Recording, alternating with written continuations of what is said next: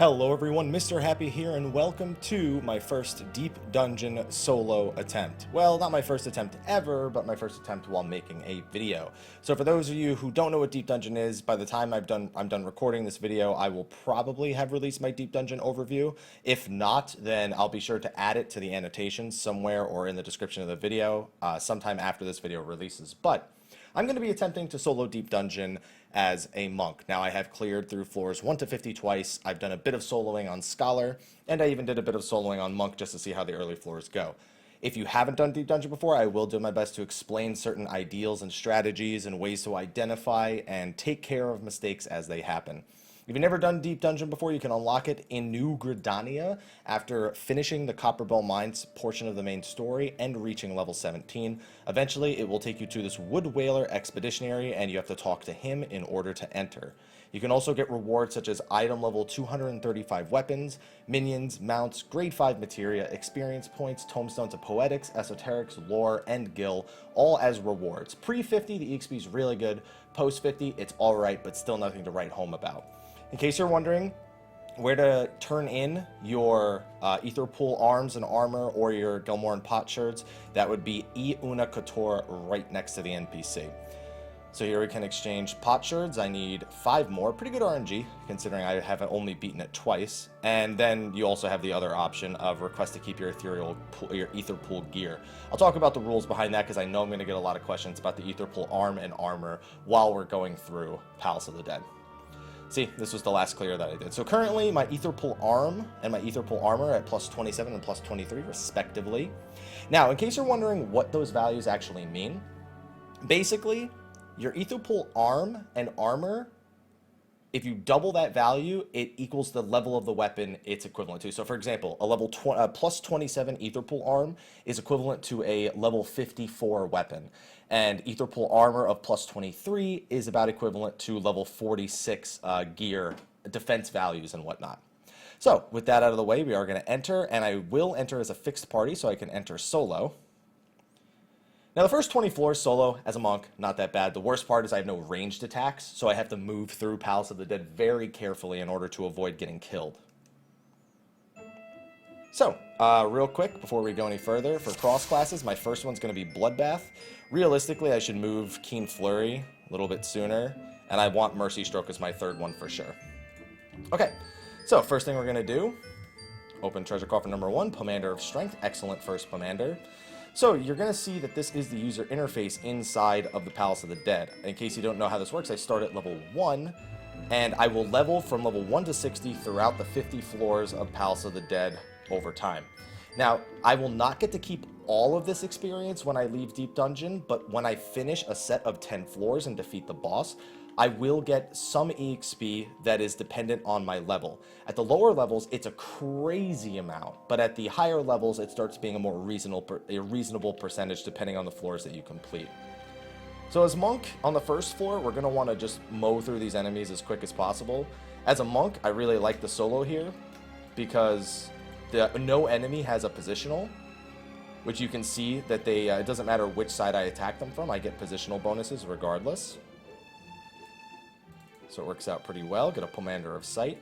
So these Pomanders that we're receiving are basically items that only work inside here, and they're attached to the save file. If you scroll over them, it tells you what they do. Pomander of Sight would reveal all the traps and the layout of this entire floor. Pomander of Strength will increase my damage and healing by 30%, and then I'll explain more as we get them. You'll also notice that my Etherpool arm and armor are highlighted yellow. What that means is it's basically the equivalent to being item level capped. Because I am only level 4 currently, I can only benefit up to half of that in my Etherpool arm and armor. So remember when I said that like my Etherpool arm being 27 means that it's basically equivalent to a level 54 weapon?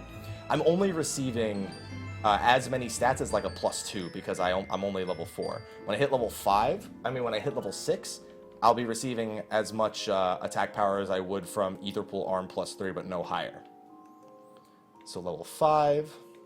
One thing I like to do in here is very often you don't need to worry about TP. So even as Monk, I like to sprint around just to move through the floors a little bit faster.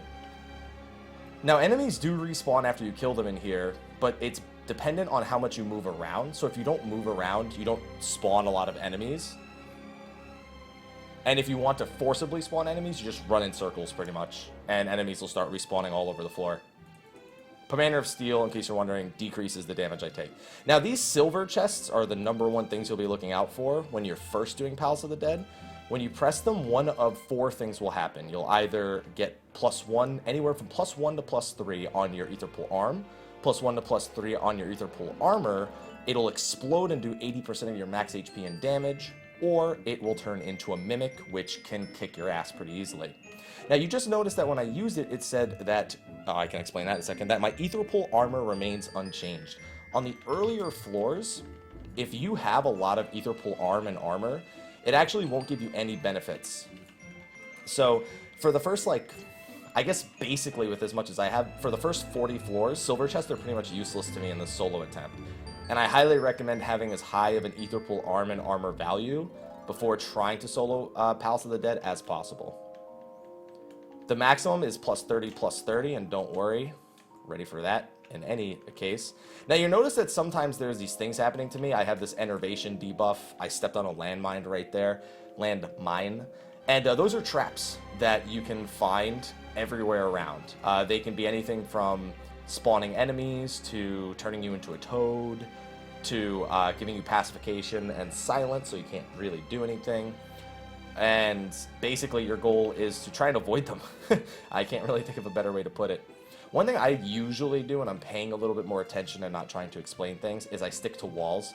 Most walls don't have any sort of traps near them. And you'll notice that if I play a little bit more carefully here, I definitely won't run into any. When you use a Commander of Sight, it does reveal traps, and if you do that, you'll notice that each different trap kind of has a different look to it. I'll probably do that sometime before floor 10 so you can see what I mean, and you can identify which ones are which, because sometimes I just like spawning. Oh, there's a 3rd Commander of Sight. I'll do it on the next floor then, since I already have 3. One of my rules for soloing is if you ever end up with +3 of something, just use one. Just don't get overconfident, because you want to save things like Commanders of Strength and Steel for the later floors. You really want to use as few commanders on the first floor as possible. And one thing you really want as a solo, you really want Commanders of Lust for bosses. And I'll explain why when we get to them. So we're moving through. Every time, when you want to go to the next floor, you just have to step in those cairns of, what are they called? What are they called? Cairns of Passage, that's what they're called. Cairns of Passage, I don't know how it's pronounced. What's new, right? Also, you get tons of potions and whatnot, so that's why I stick potions on my bar. I have an insane amount of them. So we're going to use a Commander of Sight, and with this, it'll reveal the layout of the dungeon of this current floor only. And if there's a trap on the ground, I'll be able to see it. Looks like there's none in this room, unless I'm really that blind. I am colorblind, so sometimes I have a hard time seeing them, but no, there's definitely no traps in this room. There is also Commanders of Safety that automatically disarm all floor traps. They do not disarm chest traps. Commander of Witching, that will turn all nearby enemies into frogs, imps, or chickens. Basically just a means of weakening them so they can't use abilities. That's the easy way. It makes it so they basically just auto-attack, they don't hit as hard, they die a little faster, and they can't use abilities. Still none? There's gotta be one somewhere I can show you in this room. Come on, I used the Commander of Sight so I could show you guys. I mean, I also did it because I had 3 of them. So because I have to level basically from 1 all over again, I have to get used to using a lot of my earlier... Oh, there's one.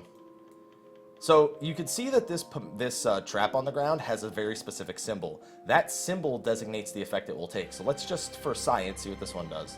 That one's an impeding trap. So if you see that pattern, you know it's an impeding trap. Which, by the way, not the greatest one for me to use as an example. I kind of wish it was a landmine. There's another one. I could still kill these things with auto attacks though, because we're on the very early floors.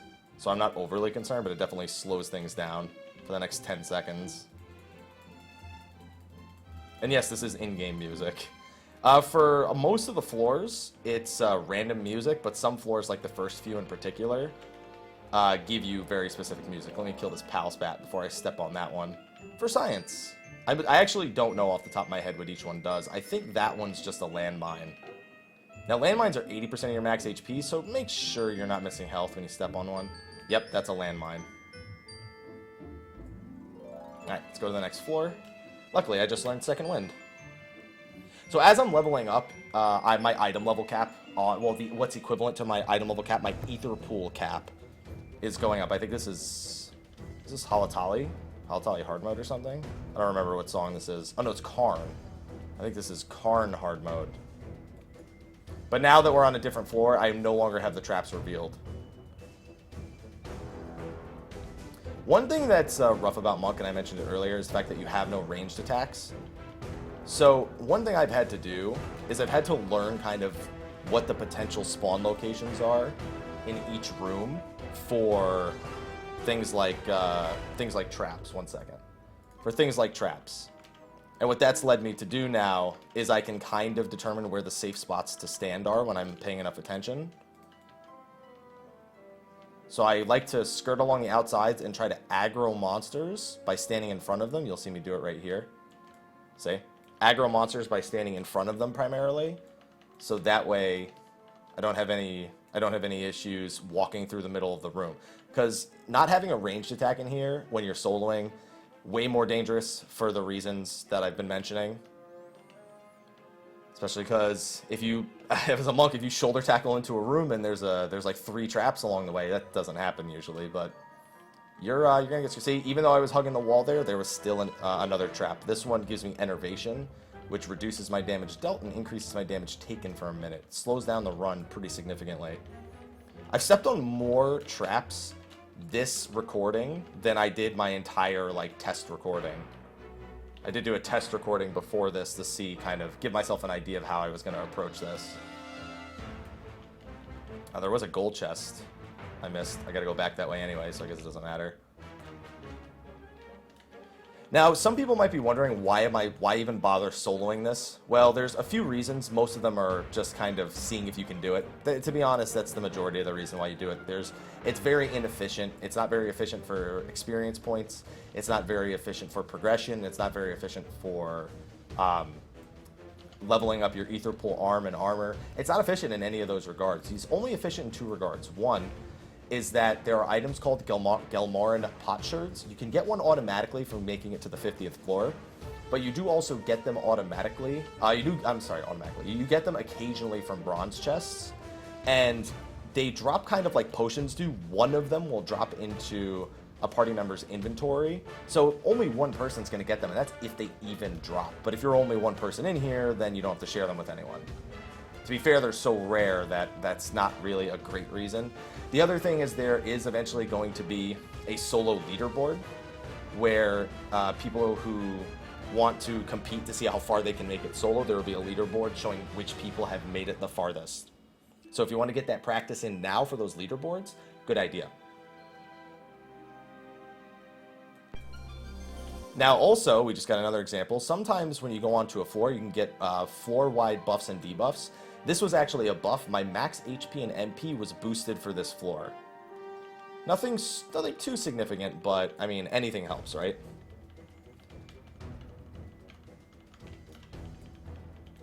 My enervation wore off. Now as a monk, the hardest thing is that I really want to just run immediately at this enemy. But at the same time, I want to play it careful because I don't want to hit any traps. There you go. So as a monk, honestly, I use Bloodbath early. In all honesty, I kind of wish I did Mercy Stroke second. In fact, I don't really know why I'm not doing it, even though we just kind of discussed that earlier. Mainly because the self-heal off Mercy Stroke is a very, very good thing at this level. As is things like Featherfoot and Bloodbath itself. But I also can spam my potions every 22 seconds. So, not too concerning. Shatter only did 30 damage on top of that. Level 13 off this kill. There's a gold chest in this room somewhere also. By the time you get through the first 10 floors, you probably want to be about level 20, which means that your Ether Pool arm and armor maximum will be like plus 10. Keep in mind that even though there is the hard cap on the Ether Pool arm and armor, for example, right now I'm level 13, so it'd be plus 6 on each. Each set of 10 floors also has its own sort of soft cap, where if you try opening silver chests and you're above a certain threshold, the odds you might still also get unchanged. So for example, I think on the first floor, most people are reporting that after they get to anywhere between +6 and 8, I'm not sure, that they stop getting credit from silver chests. Even if they're uncapped, they don't get credit from silver chests. For floors 11 through 20, I ran into the same thing between levels 13 and 14. I actually did get, oh look, I got it again. I did actually get to +14 on floor 16, so it's definitely not a hard cap of 13, but the odds do go up. Because I can't reasonably get any bonuses from silver chests right now, I'm just skipping them altogether. It saves time, and it saves the potential of me getting a landmine and getting myself destroyed. Now, normally when I have 3 Commanders of Strength and 3 of Steel, I'll just start using them, just like I said, to make sure they're never capped. But for what I'm going to do now, these first few floors are really easy. The 30% damage isn't that noticeable at this level. So I'm just, and I have 2 Lust also, good, I really need Lust ones. So what I'm doing instead is I'm just holding on to them for now. Now also, most of the enemies we've run into so far, pretty easy to deal with. Nothing too challenging. But what we're going to start running into are mobs that are incredibly dangerous if you do not take them seriously. The first one we'll probably run into is actually on this floor. It's a Palace Hornet. In fact, I think I see one right there. No, that's Palace Hipposurf. No, we actually didn't run into any on this floor. Well, it could still spawn, but thus far we haven't run into any. Don't panic. I know there's 2 enemies. It's not that big a deal. These early floors are pretty easy. We should hit level 15 from this beetle right here. Yeah, we definitely will. We're 1 EXP from leveling. Then we'll open the gold chest and move on to the next floor. Now there is another marker. You can see kind of how much progress you've made on your Carns of Passage and your Carns of Return. A Carn of Return is useless in solo. It basically acts as a party-wide res for anyone who's dead when you use it. So if your party members aren't dying, you probably won't use any Carns of Return, but there's one on every floor. Solo, they're irrelevant to us, because if we die, we're dead. Like, the run's over. There's no coming back from that. Haste granted. Perfect. How much haste is it? It's a lot of haste. That's a significant haste. 2.04, and I'm not even in Grease Lightning? Jesus. Okay, Palace Hornets. So, I mean, most of you who play this game know, if you see a Hornet, expect it to sting. It won't kill me outright with the amount of gear that I have, but that does not make it any less dangerous. So, what we're going to try to do, I might actually die to this right here.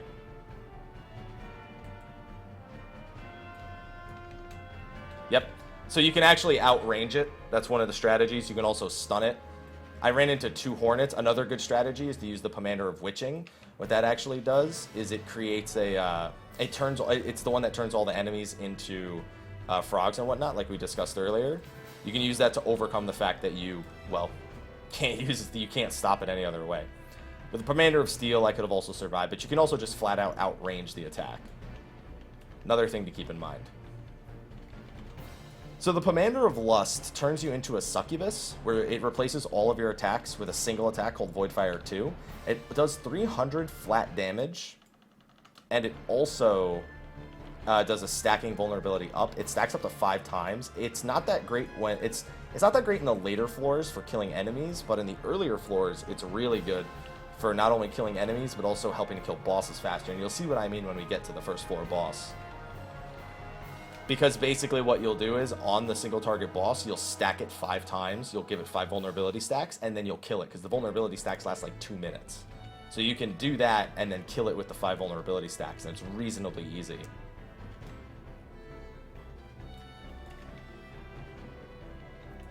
Normally I'm done with this run solo in about 18 minutes, but I did do a few things for science that slowed me down. I'm also usually just recklessly using Commanders of Strength, but if I want to reasonably stand a chance at the higher levels, I pretty much gonna have to... I almost kept that. We're gonna have to save them and use them intelligently. Commanders of Fortune, also a great one. This causes enemies to have a higher chance at dropping treasure coffers. I personally like to combine that with Rage, which is one that we probably won't see for many, many floors still. And you can use it to get extra chances at silver chests. You can use it to get extra chances at gold chests, bronze chests, whatever. It's good on highly populated floors. And it's best used at the beginning of a floor, or if you're about to cap and, you know, you just want to pick it up.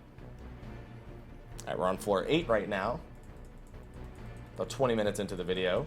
Not so bad. The next one's going to take a lot more. Wow, we're getting a lot of buffs here. Now, there are plenty of debuffs, too. Ones that can blind you. And I'm not getting items because unable to obtain the Tuft of Phoenix down. You'll see that message a lot. But there are also debuffs like Blind. There are ones that reduce your maximum HP. There are ones that lock out the use of items. There are ones that cancel out abilities. There are ones that prevent you from healing passively, like over time. You know how like when you're out of combat, you just heal over time passively? Yeah, it disables that. So there's a lot of them.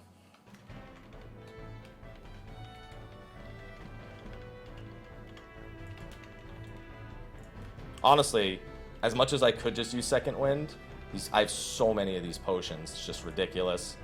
Kind of just want to use those for the time being. All right, we got Twin Sticks. Oop, there was a gold chest in there. Almost skipped it. Wow, it was right there, too.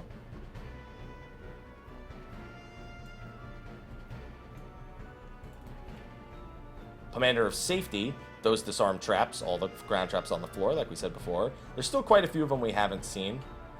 And there's some that I like that are pretty useless in solo, but are pretty good. Oh, 3. Dude, that's really good. All right, so we're actually going to take on all 3 of these. The Yarzans also decrease my physical defense, so I gotta be a little careful. As long as I kill the Hornet fast, I use my potions. I got Second Wind still. I dodged a lot of attacks with Featherfoot. Alright, we're good to go. We're golden. And I get to keep Grease Lightning up throughout all 3 enemy kills. Pretty important. Alright, kill 2 Yarzans. I've got one more floor. Like I said, I want to be at least level 20. That's just a good place to be going into the boss, or going into the boss floor, or even just finishing up these first 10 floors.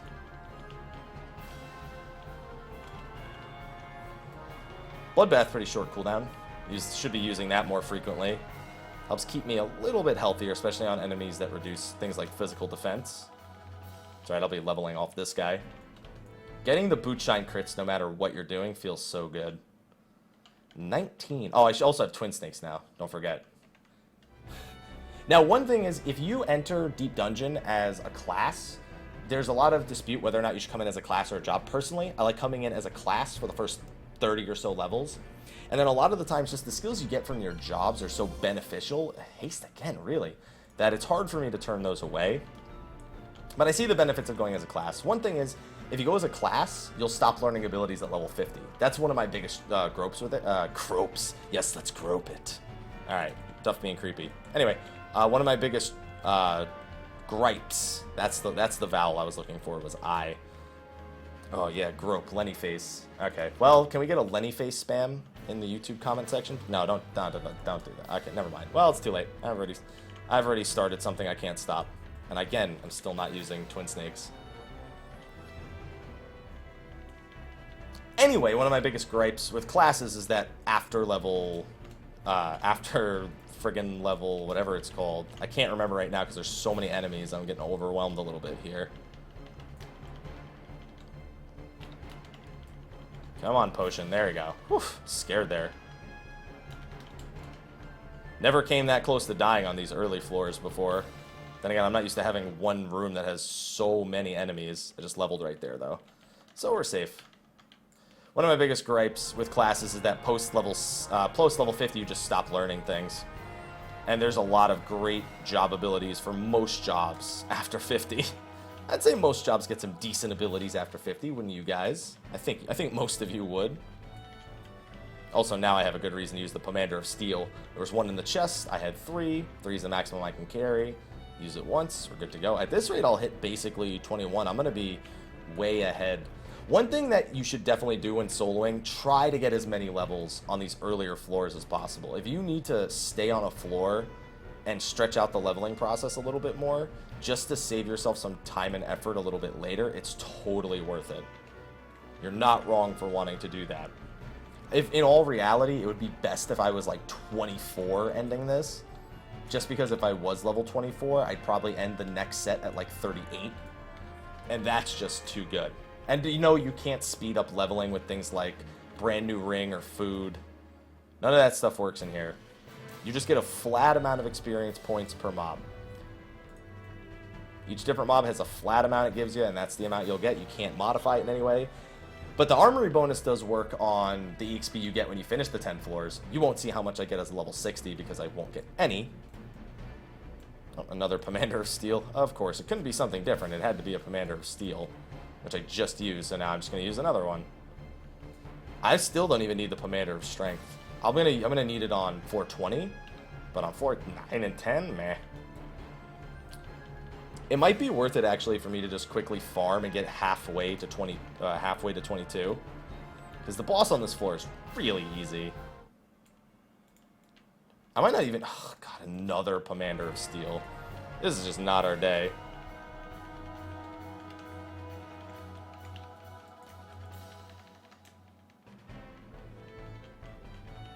And there we go.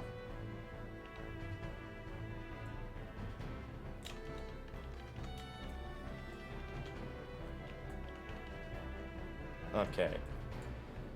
But yeah, armory bonus will affect the EXP you get from completing a set of 10 floors if you're under level 60. Oh, that's right. I forgot already that it was a Commander of Steel. Nah, I don't think we should stop and grind. I'll kill this thing. Maybe I could check in the room next to me to see if anything else spawned. But I don't need to stop and farm. I think it gives about 1,000 EXP anyway. I think it's actually closer to 1,000. Yeah, I think it gives over 1,000 EXP. Let's just go to the boss floor.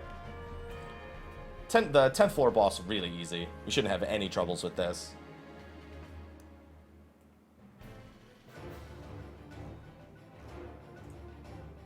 So for these floors, very simple. I have 3 Commanders of Lust. I'll use a Commander of Strength. Use a Commander of Lust. Start the fight.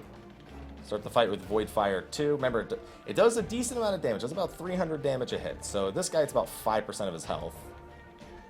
Just gotta remember, I don't have access to any of my personal healing skills. That's why I actually really like Scholar for this, because my pet will still heal me while all this is going on.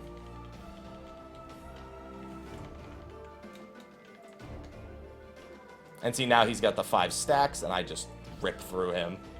With 5 vulnerability stacks, look at his health. Does not stand a chance.